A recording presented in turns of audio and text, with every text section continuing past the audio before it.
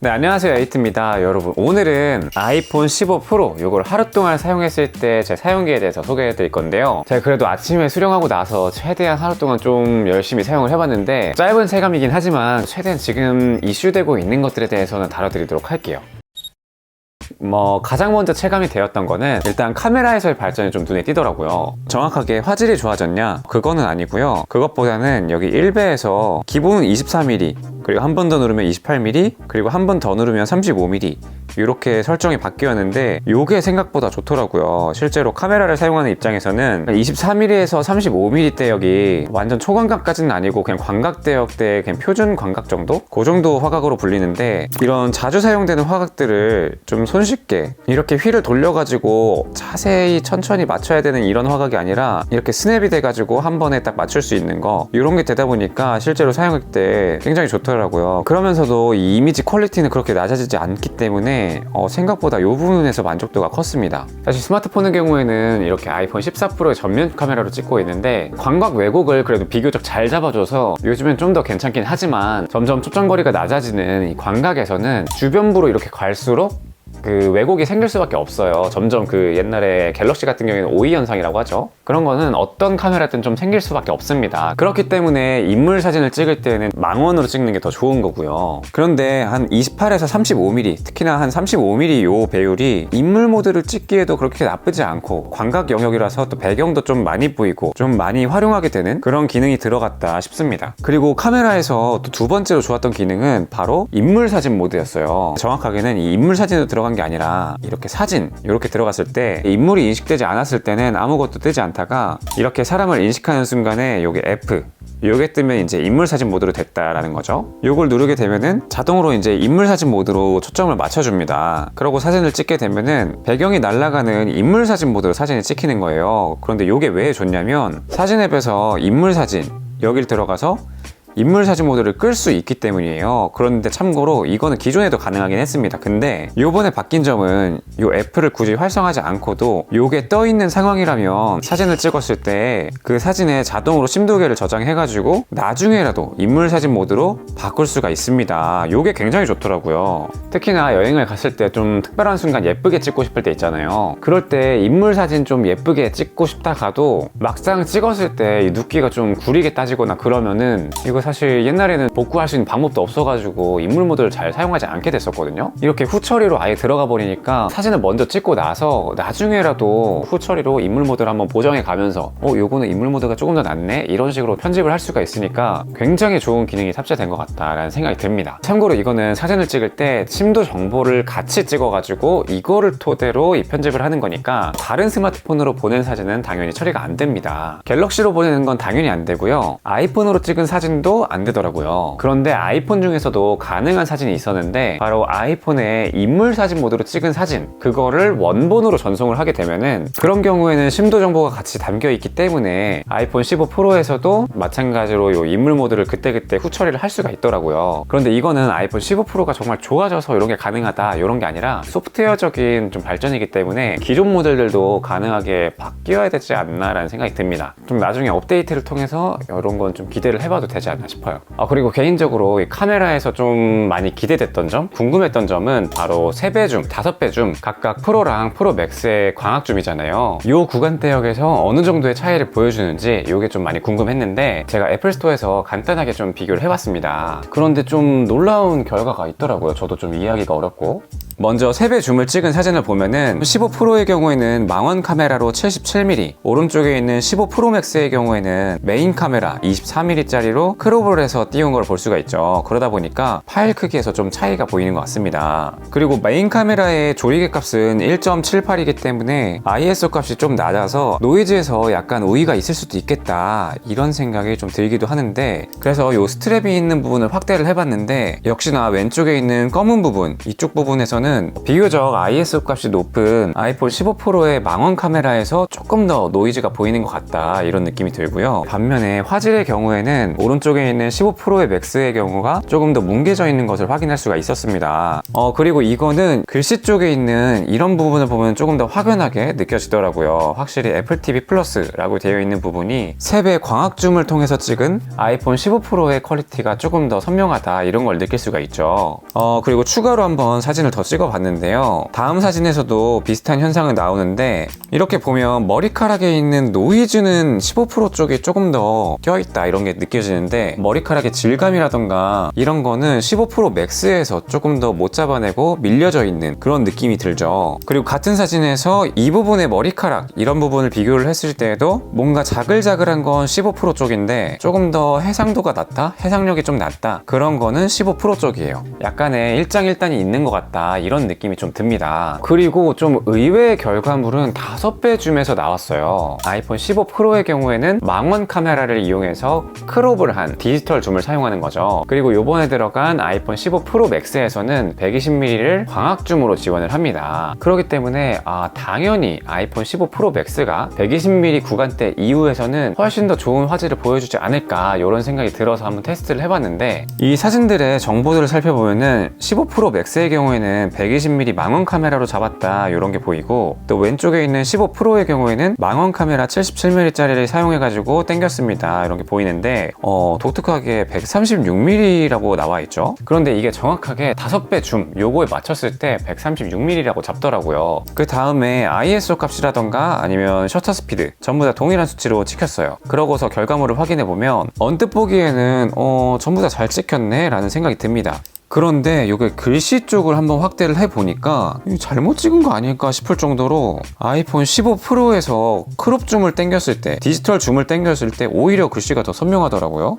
뭔가 이상한 것 같아서 추가적으로 실내를 또 한번 찍어봤거든요. 그런데 이 스트랩 있는 구간을 또다시 한번 줌을 해보니까 왜 제 눈에는 15 프로가 좀 더 좋아 보이죠? 확실히 보면은 15 프로 맥스가 조금 더 해상도가 밀린 느낌이고, 15 프로에 있는 디지털 줌으로 당겨진 136mm 5배 줌이 약간 더 선명한 느낌이 든다? 이런 생각이 들어요. 그냥 참고로 이 사진들의 경우에는 제가 애플 스토어에 그나마 좀 사람이 없을 때 급하게 좀 찍어 본 건데, 보통 카메라 리뷰를 할 때는 똑같은 장면에 대해서 2번 또는 3번 정도 찍어가지고 그 중에서 잘 나온 것끼리 비교를 한다던가 이런 식으로 했는데, 이번에는 한 장씩밖에 못 찍었어요. 그렇다고 정말 크리티컬하게 좀 잘못 찍은 것 같지는 않은데, 5배 줌 이상에서는 망원 카메라가 프로에서 더 잘 나오기가 안 될 것 같거든요. 상황마다 좀 다를 수 있는 건지 좀 깊게 살펴봐야 될 것 같아요. 이거는 제가 최대한 좀 공부를 해가지고 여러분들이 사전 예약을 하기 전까지 한번 영상을 최대한 한번 만들어 보도록 하겠습니다. 라고 하고서 이제 다음에 찍으려고 했는데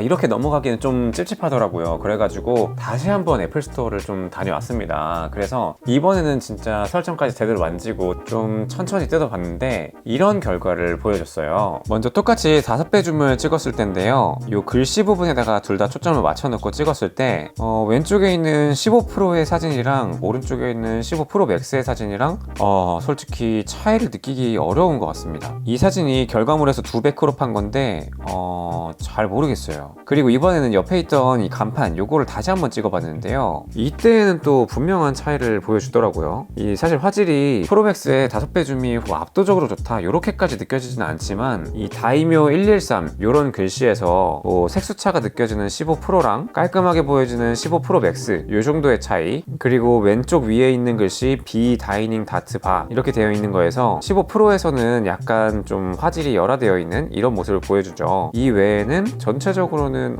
15 프로도 꽤나 준수하게 따라오는데 이런 느낌이 듭니다. 그리고 또 세 번째로는 요 한다 요 글씨에다가 한번 초점을 맞추고서 찍어봤어요. 그리고 또 요거를 크롭해서 확대해서 봤을 때 저는 차이를 느끼기는 힘든 것 같습니다. 또 이번에는 다른 간판을 찍어봤는데 이때는 또 요 B 요 글씨 그리고 다트바 요 글씨에서 엄청나게 차이가 보여지죠. 이건 따로 크롭을 안 해도 보여질 정도의 차이를 보여주는데, 여기까지만 봤을 때 제가 생각하는 결론 같은 거는 완전히 밝은 피사체를 찍거나 좀 밝은 환경에서 찍을 때는 큰 차이를 느끼기 어려울 수도 있다. 그런데 이런 B 다트바 이런 것처럼 이런 검은 배경이나 어두운 피사체 이런 거를 찍을 때는 이런 화질이나 노이즈 측면에서 좀 차이를 보이는 것 같다. 좋겠다 이런 생각이 듭니다. 제가 프로 맥스는 따로 아직 못 구해서 애플 스토어에서 좀 밝을 때밖에 테스트를 못 해봤는데, 좀 어두운 저조도에서 테스트를 하게 된다면 결과가 많이 바뀔 수도 있겠다라는 생각도 좀 들긴 합니다. 그리고 또 좀 한적한 시간대에 가가지고 세배줌도 다시 한번 찍어볼 수 있었는데요. 세배줌에서는 밝은 피사체나 아니면 어두운 배경의 피사체 두 가지 조건 모두 다 15%의 세배줌이 훨씬 더 좋은 게 자명하더라고요. 조금 더 자세한 카메라 비교는 프로맥스를 최대한 빠르게 공수해서 여러분들께 전달해 드리도록 할게요.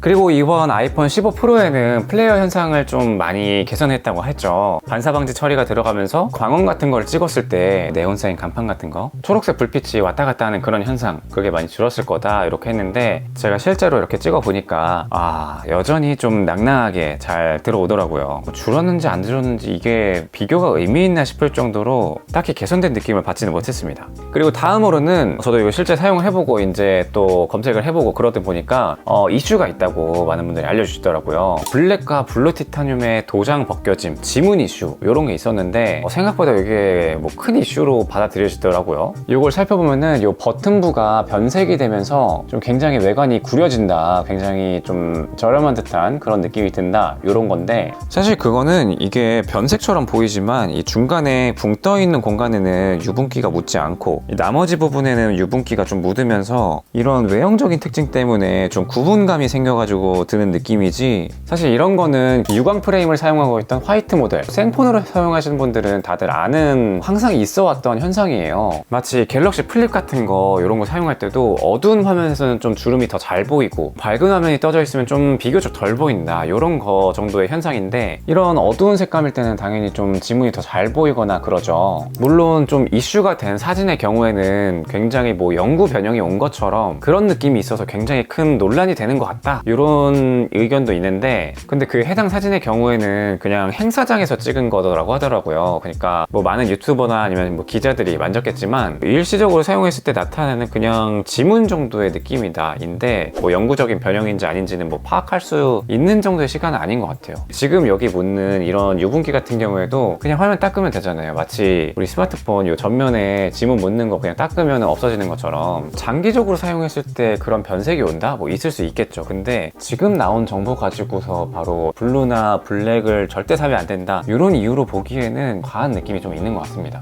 그리고 다음으로는 발열 이슈에 대해서 좀 살펴볼 건데, 발열의 경우에는 개인적으로 좀 있다고 느껴지더라고요. 제가 지금 아직까지 스튜디오에 들어가지 못해가지고 실사용 정도의 체감이다 이렇게 볼 수 있는데, 제가 이 카메라 테스트를 하기 위해서 화면 녹화를 띄워둔 상태로 인물 사진 모드 요거를 참 촬영을 했는데, 그때 여기 있는 부위가 좀 많이 뜨거워지는 거예요. 손을 댔을 때 꽤나 발열이 있네 싶을 정도로. 그래서 같은 작업을 아이폰 14 프로에서 해봤더니만 아이폰 14 프로에서도 어느 정도 열이 올라오는 건 느껴지긴 했지만 아마도 화면 녹화를 같이 하면서 찍었기 때문인 것 같아요. 근데 그 정도가 14 프로보다 15 프로에서 조금 더 심하다 이렇게 느껴졌습니다. 14 프로의 정도는 약간 좀 미지근해지기 시작하네 이 정도였다면 15 프로의 경우에는 꽤나 따뜻한데? 이 정도로 느껴졌어요. 요거는 제가 스튜디오에 가가지고 다시 한번 좀 온도를 재는 기구로 찍은 다음에 나중에 한번 다시 이슈가 있다면 살펴드리도록 하겠습니다. 그래도 이 정도는 아마 소프트웨어로 나중에 처리를 할 수 있지 않을까 라는 생각이 드는 정도예요.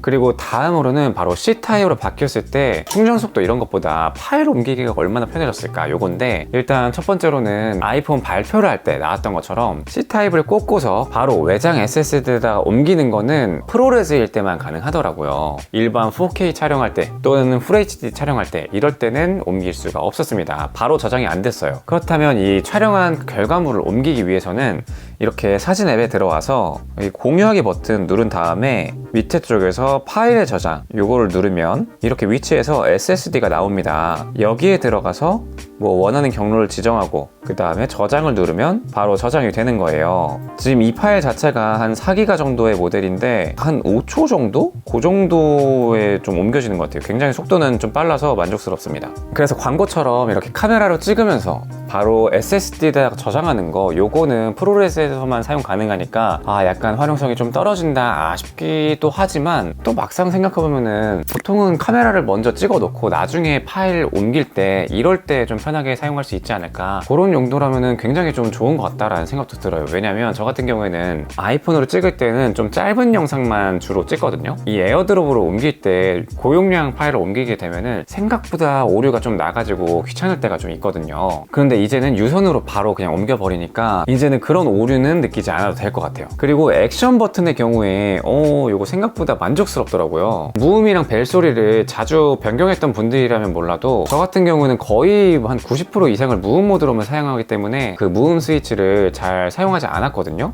그런데 이제 이 액션 버튼에서 무음 모드 뿐만 아니라 집중 모드 이런 것도 상세하게 밑에 쪽에 수면, 뭐 업무, 기존에 설정한 것들 이런 것들로 바꿀 수가 있고요. 카메라 같은 경우에도 그냥 사진을 찍을지, 셀피로 바로 들어갈지, 비디오로 바로 들어갈지 이런 것들도 상세하게 설정을 할 수가 있었습니다. 그런데 또 재밌는 게 이 버튼 자체를 카메라에서 이 셔터처럼 사용하면 좋지 않을까, 위치가 딱 좋잖아요. 그런데 이거는 이 액션 버튼을 카메라로 설정했을 때 그때만 셔터로 작동을 하더라고요. 다른 집중 모드나 무음 모드 이런 거로 설정이 됐을 때는 카메라 앱에서 이 액션 버튼을 눌러도 뭔가 작동을 하지 않았습니다. 특히나 지금은 이제 여행을 와 있는 상태라서 카메라를 찍을 일이 많다 보니까 액션 버튼에다가 이제 카메라를 활성화하면은 바로 이렇게 찍을 수 있어가지고 굉장히 좋더라고요. 물론 이게 홈화면에서 바로 누르고서 카메라로 바로 이렇게 움직일 수도 있지만 뭐 꺼진 화면에서도 그냥 바로 누르고 있으면 바로 쭉 들어가니까 요게 생각보다 좀 괜찮더라고요. 그래서 요거를 하나의 기능으로 좀 고정한다기보다는 좀 그때그때 맞춰가지고 사용하면 굉장히 좀 괜찮겠다,